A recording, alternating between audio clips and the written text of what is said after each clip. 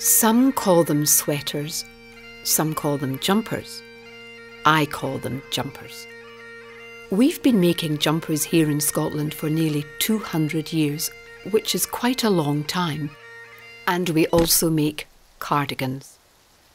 The thing you have to remember about Scotland is that it rains a lot. It rains all the time. It totally does your head in if you're not used to it. Our jumpers are made from wool. Some of the wool is from lambs and some is from goats. We like to take the wool from the belly with the goats because the rest of it gets really manky. Manky wool is no good to us because we've got really high standards. Then we take the wool to our factory and we pick the beasties off it. And then we give it a good wash to get all the filth out. Then we make it into yarn.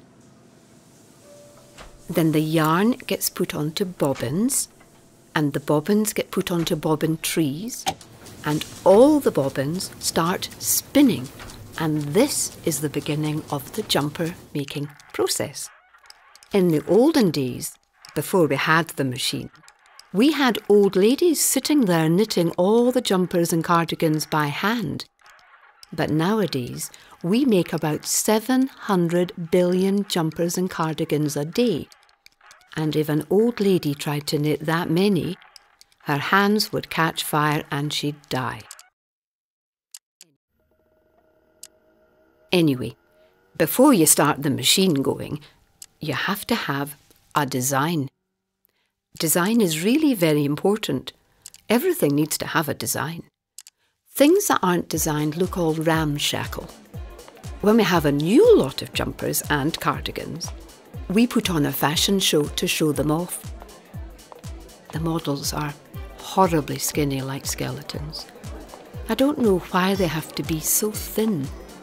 Personally, I'd like to see a normal shaped lassie modelling them with a big bottom and a nice pair of hooters. Or a good solid young man like my son Gerald.